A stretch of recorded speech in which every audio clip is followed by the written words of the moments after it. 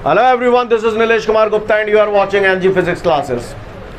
Well, पिछले turn पे मैंने आप लोगों को कोलिजन की बात की थी और कोलिजन में मैंने आपको बताया था जब दो बॉडी आपस में एक दूसरे के साथ स्मॉल अमाउंट ऑफ टाइम के लिए स्ट्राइक करती हैं तो उसे हम लोग कोलाइजन बोलते हैं। कोलाइजन दो टाइप का होता था, एक होता था इलास्टिक कोलाइजन, दूसरा होता था inelastic collision. Clear? Elastic collision में दो बॉडी आपस में एक दूसरे के साथ स्ट्राइक करती थी without any loss of kinetic energy. Clear? और इनइलास्टिक कोलिजन में दो बॉडी एक दूसरे के साथ स्ट्राइक करती थी with some loss of kinetic energy. Clear है? इलास्टिक कोलिजन की मैंने कैरेक्टरिस्टिक्स बताई थी, उसके लिए मैंने कोड वर्ड बताया था आपको, पी के टोन याद है? पी इज द मोमेंटम, यानी इलास्टिक कोलिजन वो कोलिजन होता है जिसमें मोमेंटम कंजर्व रहता है, काइनेटिक एनर्जी कंजर्व रहती है और टोटल एनर्जी कंजर्व रहती है। और इनइलास्टिक कोलिजन में मोमेंटम कंजर्व रहता है, kinetic energy is not conserve and total energy is conserve. Scene clear है? ये सारी बातें हम लोग कर चुके थे, एग्री करते हैं आप लोग? आगे बढ़ जाए। लिसन एवरीवन, जितना मैंने पढ़ा दिया था उसके बाद आपको एक नोट और दिया है, उस नोट को थोड़ा सा समझने की कोशिश करें। उस नोट में आपको यह दिया है कि जब दो बॉडीज के अंदर इलास्टिक कोलिजन होता है, यानी दो बॉडी अगर आपस में स्ट्राइक करेंगी तो वहां पर कोलिजन जो हो जाएगा, लेकिन बॉडियों के शेप और साइज चेंज नहीं होंगे, बॉडी डिफॉर्म नहीं होंगी, उनका फॉर्मेशन चेंज नहीं होगा। किसमें? इलास्टिक कोलिजन में। लेकिन इनइलास्टिक कोलिजन में चेंज हो जाता है। समझ में आ रही है बात? इनइलास्टिक और इलास्टिक कोलिजन में क्या फर्क है?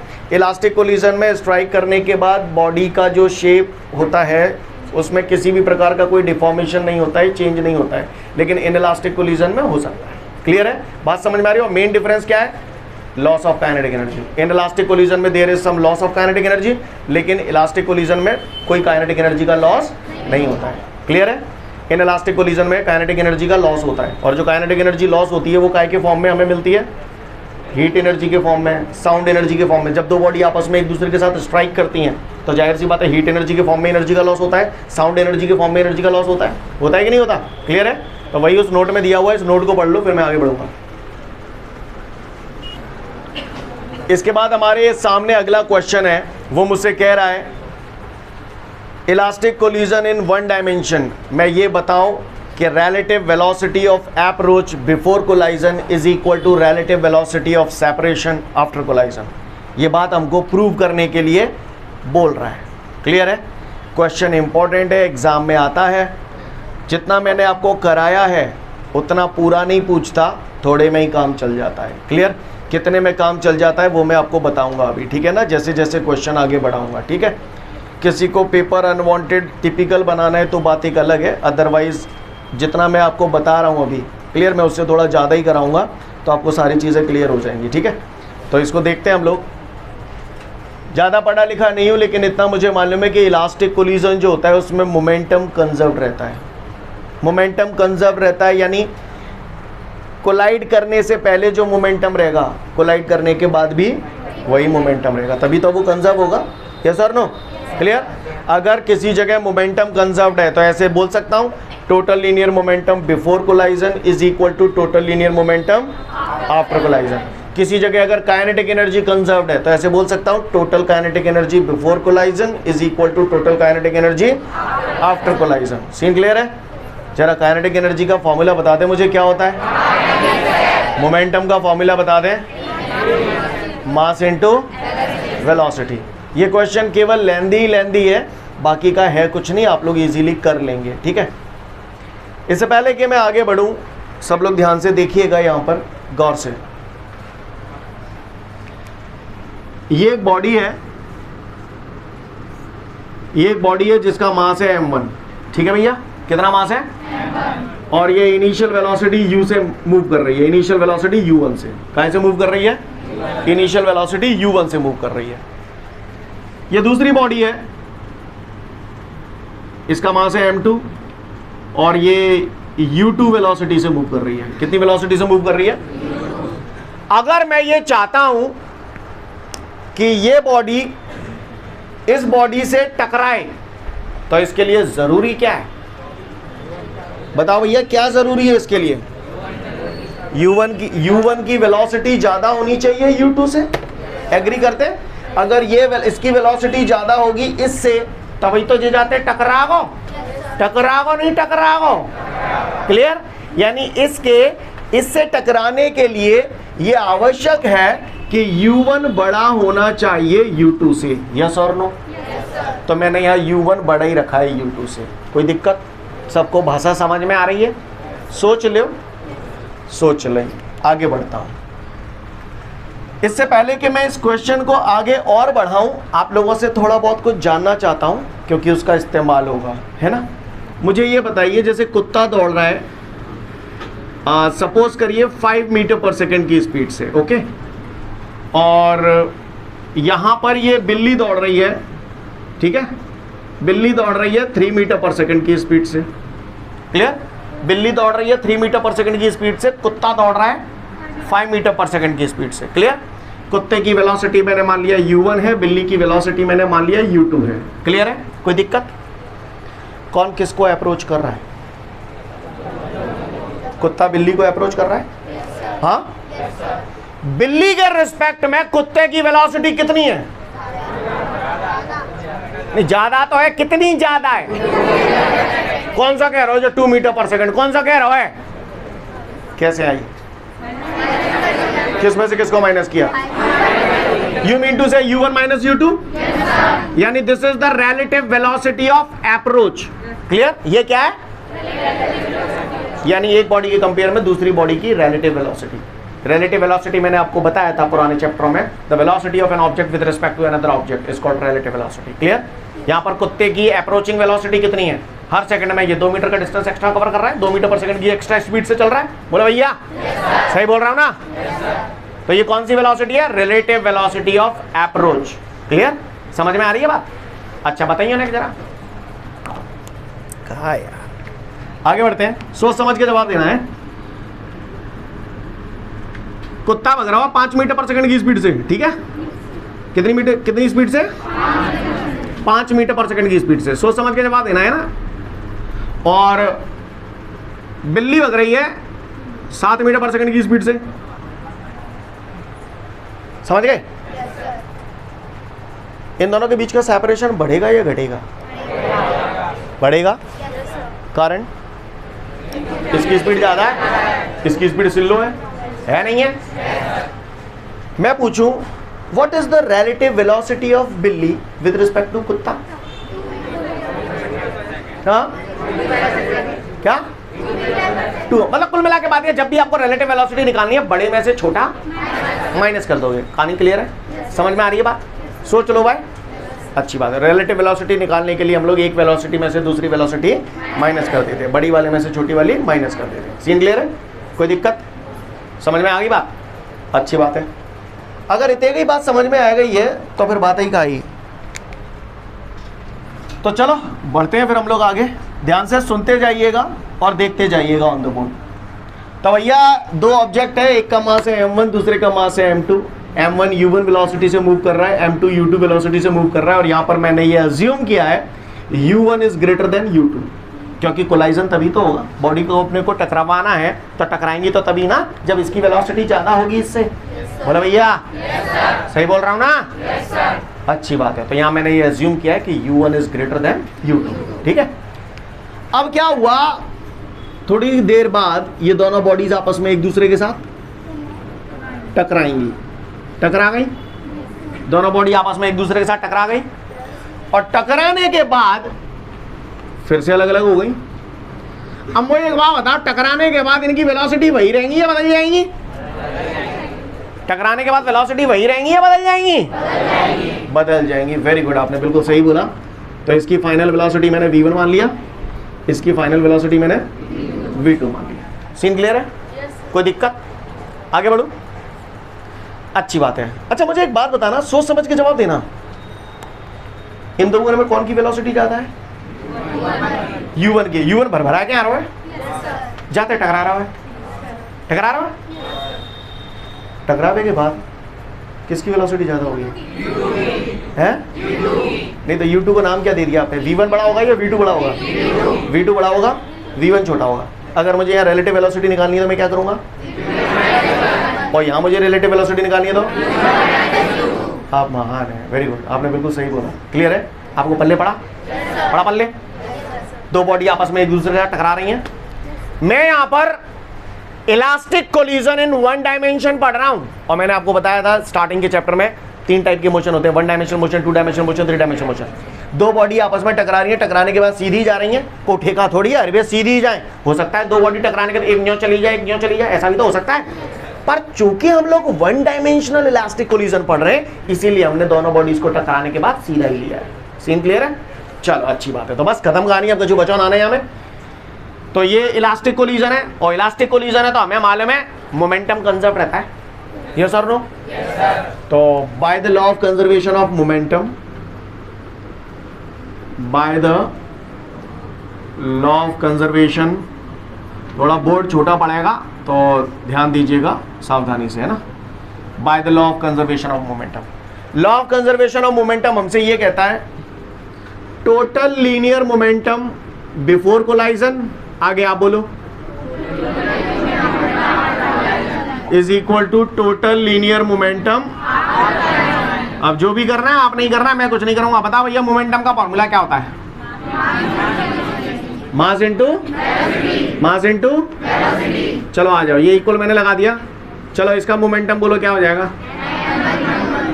m1 u1 mass into velocity. इसका मोमेंटम कितना हो जाएगा? m2 u2। टोटल निकालना है तो टोटल, ये हो गया total linear momentum before collision. समझ में आई बात? यानी Jacob momentum plus Jacob momentum, total linear momentum before collision. अब मुझे चाहिए total linear momentum after collision. बोलो भैया क्या लिखूं? m1 v1। सीन क्लियर है? किसी को कोई परेशानी हो तो बताए, ना नहीं तो फिर सुने। m1 u1, ठीक है, ये मैंने एज इट इज लिख दिया, ये स्टेप लिख दिया। m1 v1 मैं इधर ला रहा हूं तो माइनस का हो जाएगा, is equal to m2 v2 minus m2 u2। Step clear है सभी को? किसी को कोई दिक्कत? क्या कॉमन आ रहा है इसमें? क्या बच जाएगा? u1 minus v1। इसमें क्या कॉमन आ रहा है? क्या बच जाएगा? सीन क्लियर है? कोई दिक्कत? Equation number 1। Scene clear? Okay. Elastic collision है तो काइनेटिक एनर्जी भी कंजर्व है, तो by the law of conservation of kinetic energy, by the law of conservation kinetic energy, तो total kinetic energy before collision is equal to total kinetic energy after collision. Scene समझ में आया सभी को? Total kinetic energy before collision is equal to total kinetic energy after collision. Clear है? बात समझ में आ रही है? काइनेटिक एनर्जी का फॉर्मूला क्या होता है? काइनेटिक एनर्जी का फॉर्मूला हाफ mv²।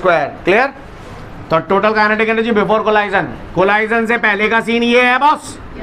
और काइनेटिक एनर्जी का फॉर्मूला मैंने पढ़ा है हाफ mv²। तो जा की काइनेटिक एनर्जी निकालना हूं सबसे पहले, तो हाफ m1 u1² हो गई इसकी काइनेटिक एनर्जी। इसकी और टोटल करना है तो प्लस कर दूं, ये क्या हो गई? Total kinetic energy before collision. आगे की आप बोलो, चलो।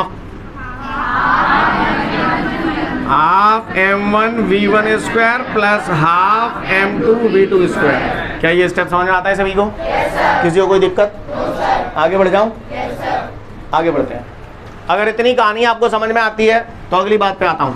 हाफ कॉमन आ रहा है इसमें, तो हाफ m1 u1² प्लस, इसमें से भी हाफ कॉमन आ रहा है, m1 v1² plus m2, half half full कर दूं।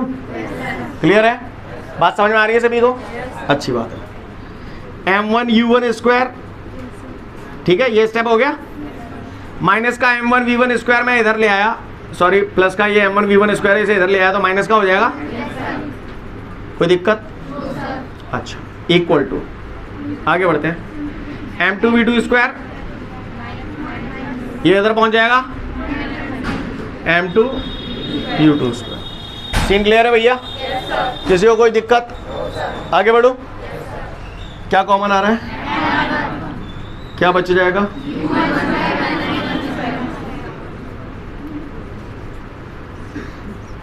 बोलो। V2 square minus, scene clear है? Equation number second. हाँ भैया, यहाँ तक क्लियर है सभी को? Divide equation 2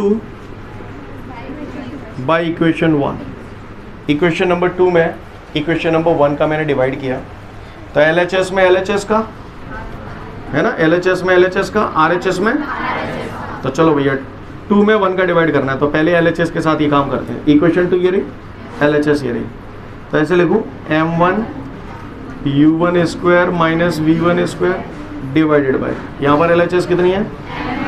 M1 U1 minus V1। Scene clear है सभी को? कोई दिक्कत? आगे बढ़ जाऊँ? इक्वल टू, अब यही काम हमें RHS के साथ करना है। RHS क्या हो जाएगी? M2 V2 square minus U2 square divided by, हाँ भैया, M2 M1 से M1 कैंसिल हो जाएगा, M2 से M2 कैंसिल हो जाएगा। यहाँ तक बात समझ में आ रही है सभी को? आगे बढ़ जाऊँ? अच्छी बात है। अब मैं आगे बढ़ता हूँ, यहाँ तक क्लियर है ना सबको सब कुछ? अच्छी बात है। गौर से देखिएगा सभी लोग, अगला स्टेप मैंने बचपन में सुना था, A square minus B square is equal to A plus B A minus B. ये लिखा है U1 square minus V1 square, तो इसकी जगह क्या लिख दूं? U1 माइनस V1 और U1 plus V1। Scene clear है सभी को? अच्छी बात है। अपॉन, जोर से बोलो, ठीक है, चिल्लाओ मत। V2 square minus U2 square, तो क्या लिखूं? V2 minus U2। हाँ आगे, V2 प्लस U2। क्लियर है? अच्छी बात है। डिवाइडेड बाय क्या लिखूं? V2 minus U2। कट गए, हट गए, आगे को परेशानी क्या बचा हमारे पास? U1 plus V1 is equal to V2 plus U2। काउगे को परेशान हो तो बताए। U2 को, ये U1 तो ऑलरेडी यहाँ है, ठीक है, U1 हो गया, U2 को मैं इधर ले आया, माइनस का हो गया, is equal to V2। Clear? कुछ एहसास जाग रहा है? U1 माइनस U2, ये क्या है? Relative velocity. तो U1 माइनस U2 की जगह ऐसे लिखूं, रिलेटिव, शॉर्ट में लिख दिया मैंने, relative velocity of approach before collision. Clear है? Relative velocity of approach before collision is equal to relative velocity of separation after collision. Scene clear है भैया सभी को? एग्जाम में अगर आपने यहां तक कर दिया पर्याप्त है। क्लियर? ये इक्वेशन भी लिख देना, दिस क्लियर है? बोलेगा in one dimensional elastic collision prove that the relative velocity of approach before collision is equal to relative velocity of separation after collision. केवल यहीं तक आता है, 99% स्कूल्स में यहीं तक ही पूछेगा, इससे ज्यादा औकात नहीं है। तो आप लोग कर सकते हैं यहाँ तक। बाकी का अगर किसी को अननेसेसरीली पेपर को और कॉम्प्लिकेटेड बनाना है, लेंथी बनाना है, टफ करना है, तो वो इसे आगे और बढ़ा देता है। क्लियर? कैसे बढ़ाता है वो मैं अभी आपको बताऊंगा। फिलहाल यहाँ तक का काम आपको क्लियर है। अगर आगे बढ़ाता है तो फिर मुझे इसको इक्वेशन नंबर 3 मानना पड़ता है। इसका कहानी क्लियर है? तो सबसे पहले आप लोग इतना देखो, फिर मैं आगे की बात कराता हूँ आपको। ठीक है, चलो देखो फटाफट। लिसन एवरीवन, तो यहां तक सभी को क्लियर हुआ? Relative velocity of approach before collision, ये तो समझ में आ गया। इसके बाद मैंने क्या किया, समझ में आ रही है बात? यहां से मैंने V2 की वैल्यू निकाली, माइनस V1 को इधर ले गया। क्लियर? और उसके बाद इस V2 की वैल्यू को मैंने कहां रखा है? इक्वेशन नंबर फर्स्ट में। इक्वेशन नंबर फर्स्ट कहां है? ये रही। तो देखिए M1 U1 minus V1, M1 U1 minus V1, M2 V2 की जगह उठा के मैंने ये वैल्यू रख दी, माइनस U2। सीन क्लियर है? इसके बाद m1 को अंदर मल्टीप्लाई कर दिया, यहाँ पर m2 को अंदर मल्टीप्लाई कर दिया। क्लियर? ये स्टेप समझ में आता है यहाँ तक सभी को? उसके बाद मैंने इधर उधर करके फाइनली मेरे को ये सॉल्व करके ये इक्वेशन आ गया, v1 is equal to m1 minus m2 into u1 upon m1 plus m2 plus 2m2 u2 upon m1 plus m2। Scene clear है? कर पाएंगे? अगर उसने बोला तो आगे बढ़ाएंगे, अदरवाइज वो बोलता केवल यहीं तक है। Relative velocity of approach before collision is equal to relative velocity of separation after collision. Scene clear है? बाकी का अगर पूछा तो फिर बताना पड़ेगा। क्लियर? कर पाएंगे ऐसे ही? अब मैं क्या करूंगा, v1 की वैल्यू को उठा के काय में रख दूं, इक्वेशन नंबर 3 में रख दूंगा और सॉल्व करके निकालूंगा तो मेरे को v2 का वैल्यू आ जाएगा। कोई दिक्कत? कर पाएंगे आप लोग? फटाफट इतना देख ले फिर मैं आगे बढ़ूंगा। तो फिर इसी तरीके से हम लोग v1 की वैल्यू इक्वेशन नंबर 3 में रख देंगे और सॉल्व करके v2 की वैल्यू निकाल सकते हैं। मैं उम्मीद करता हूं सबको जो भी बात मैंने बताई आप लोगों को क्लियर है। क्लियर? अब यहां पर थोड़ा सा ध्यान दीजिएगा सभी लोग। रिलेशन हमारा फॉर्मूला हमें टकाटक याद होना चाहिए ये वाला, ठीक है? मैं आपसे डेली पूछूंगा क्योंकि आगे की पूरी दास्तां जो है इसके बाद वो इसी फॉर्मूले पे बेस्ड है, ठीक है ना? लिसन एवरीवन, रिलेशन मैंने अभी अभी 2 मिनट पहले जो निकाला था that was v1 is equal to m1 minus m2 into u1 upon m1 plus m2 plus 2m2 u2 upon m1 plus m2। और फिर मैंने आपको बोला था v1 की वैल्यू इक्वेशन नंबर 3 में रख देंगे तो फिर क्या आ जाएगा, v2 आ जाएगा। v2 का जो फॉर्मूला आता है उसके लिए जुगाड़ बता रहा हूं आपको, कुछ मत करो, v1 का याद रखो, v2 का अपने आप आ जाएगा। कैसे आएगा? m1 की जगह m2 कर दो, m2 की जगह u1 की जगह u2 की जगह, चलो बोलो क्या लिखूं, m2 माइनस m1 u2, सही है? चाहे m2 प्लस m1 कर दो चाहे m1 प्लस m2, बात तो एक ही है। कुछ गलत क्या दी मैंने? बोलो।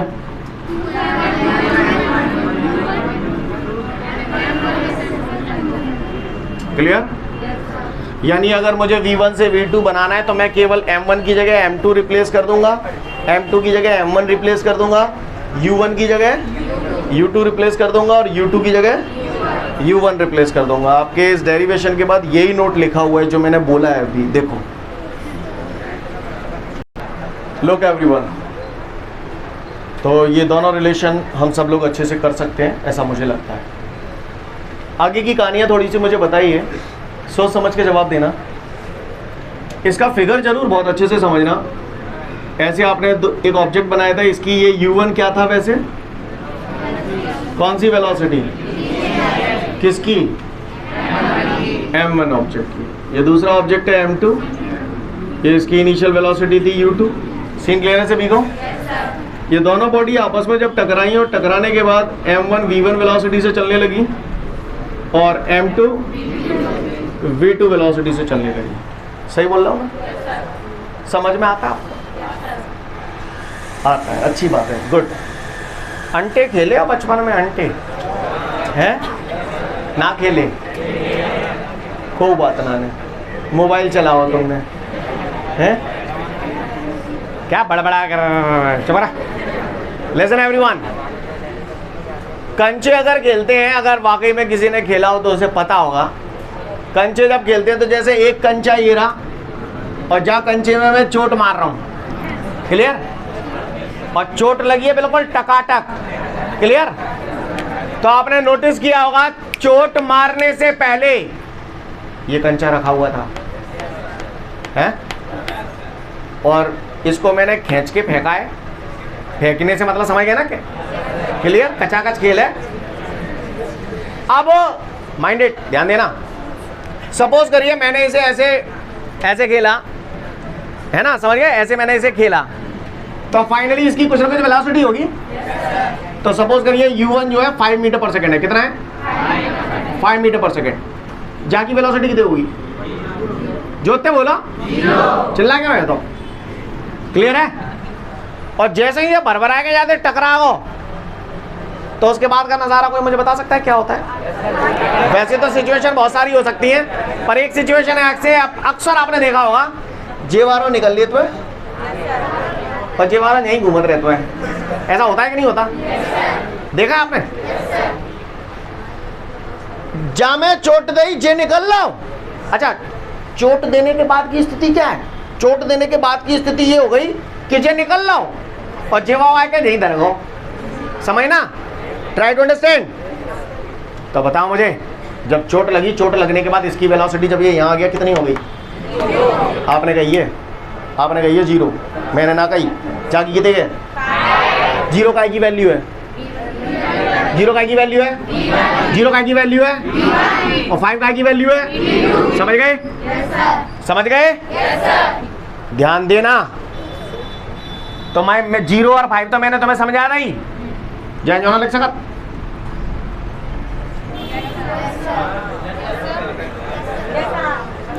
हाँ मत करो, जब वो समझो।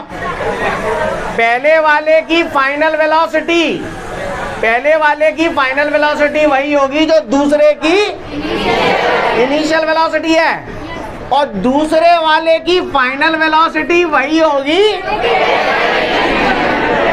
नहीं आई मेरी बात समझ में? सुन ले लल्ला। अगर दो, ध्यान रखना ये कॉन्सेप्ट्स कल आएंगे, डेरिवेशन से बाकायदा हम प्रूव करेंगे। ये हमने थोड़ा प्रैक्टिकल एक्सपेरिमेंट से देखा है, इसलिए मैं आपको बता रहा हूं। जब सेम मास की दो बॉडी आपस में टकराती हैं, बराबर मास की दो बॉडी आपस में एक दूसरे के साथ टकराती हैं, तो टकराने के बाद उनकी वेलोसिटीज इंटरचेंज हो जाती हैं। समझ गए? पहले जी 5 होती है, 0 होती है, टकराए के बाद नहीं है। ऐसा ना लग रहा जे आते कर ले, तुम ही वेलोसिटी ले ले, और जी अगर तुम ही वेलोसिटी ले ले। बोलो भैया, ठीक उसी प्रकार खो खेलते हैं। खो जे बजत बवाओ, जे पहले तो ही बैठो है, जे बजत बवाओ खो, ये गो नहीं आई। बात समझ में आई? हाँ, जे बैठो तो जाकी वेलोसिटी 0 होती, जे बजत 5 मीटर पर सेकंड की स्पीड तैयार हो तो जाने के लिए तुम ही वेलोसिटी ले ले 0, और आने के लिए तू ले ले। नहीं मेरी बात समझ में?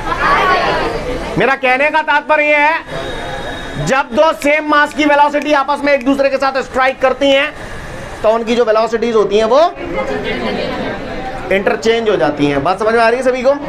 कोई दिक्कत? सीन क्लियर है? तो इतना मैं उम्मीद करता हूं आप लोग कल अच्छे से पढ़ के आएंगे। Okay guys, thank you everyone, have a great day to all of you guys. जय हिंद।